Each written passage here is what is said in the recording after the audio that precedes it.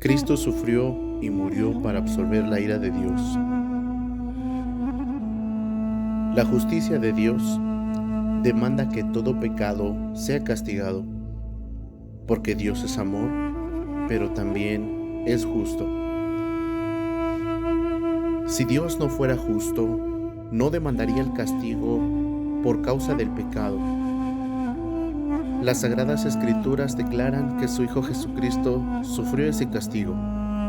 Si Dios no fuera amoroso, no hubiera estado dispuesto a entregar a su propio Hijo para que sufriera y muriera. Pero como Dios es tanto justo como amoroso, por consiguiente, su amor está dispuesto a satisfacer las demandas de la justicia, justicia con la que nadie hubiera podido cumplir. Rechazar a Jesucristo es tener todo el peso de la ira de Dios sobre ti. La realidad del pecado es que todos somos pecadores.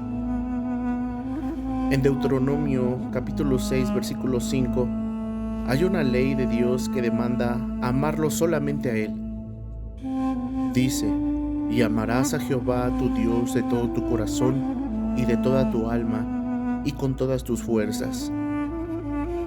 Esto define lo que es el pecado: deshonrar a Dios prefiriendo otras cosas antes que a Él y actuar conforme a esas preferencias. Ya que el corazón del hombre por naturaleza caída tiende a hacer el mal, hay una gran consecuencia.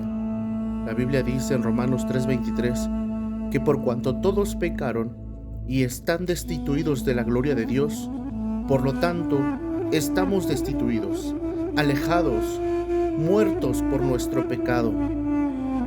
Esto nos lleva a glorificar más de lo que disfrutamos.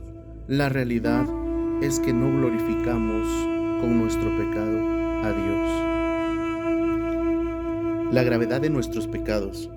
Nuestros pecados no son leves, son graves. La gravedad de un insulto, ofensa o pecado aumenta según el tamaño de la posición del insultado.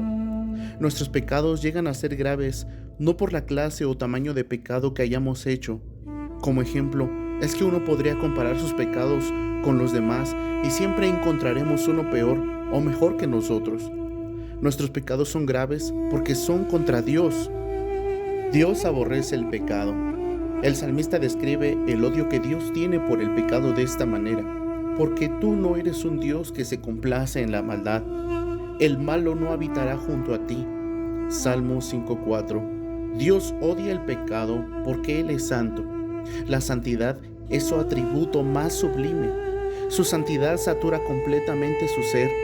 Su santidad personifica su perfección moral y la completa ausencia de cualquier contaminación. La Biblia nos presenta la actitud de Dios hacia el pecado con fuertes sentimientos de hostilidad, indignación y absoluta aversión. Dios odia el pecado por la sencilla razón de que el pecado nos separa de Él. Dios odia el pecado debido a su sutil engaño que nos seduce al centrarnos en el placer mundano. Dios odia el pecado porque nos ciega a la verdad. Dios aborrece el pecado porque nos esclaviza y eventualmente termina por destruirnos. Dios odia el pecado porque disminuye nuestro amor por Él. El creador del universo es infinitamente digno de respeto y admiración y lealtad.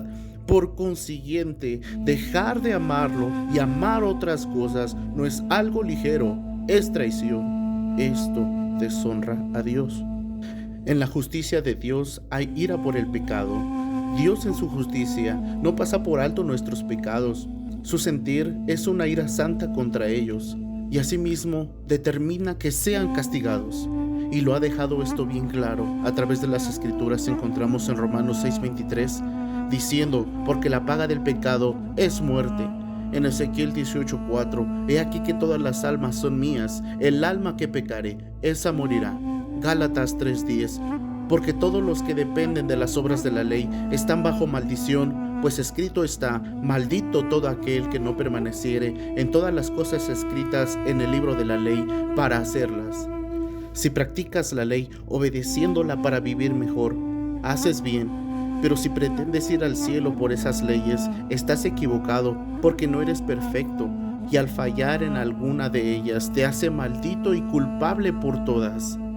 No castigar el crimen por la ofensa del pecado sería algo injusto.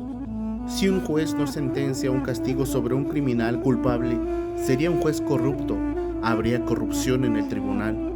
Si Dios no juzgara el pecado, no sería justo, sería corrupto y sería aceptar su propia degradación.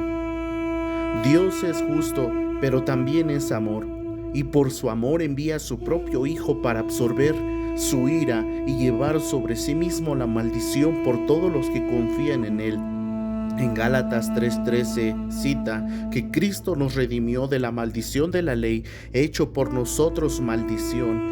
Jesucristo es la propiciación de nuestros pecados. Romanos 3:25 dice que a quien Dios puso como propiciación por medio de la fe en su sangre para manifestar su justicia a causa de haber pasado por alto en su paciencia los pecados pasados.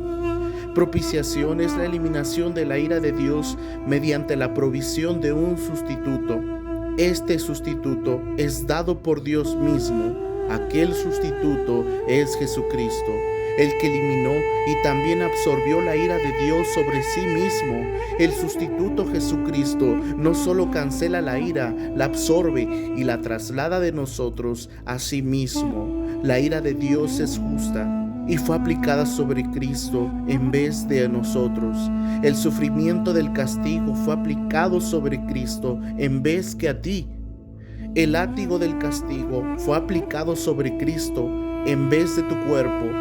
La muerte por el castigo fue aplicado sobre Cristo en vez que a tu vida.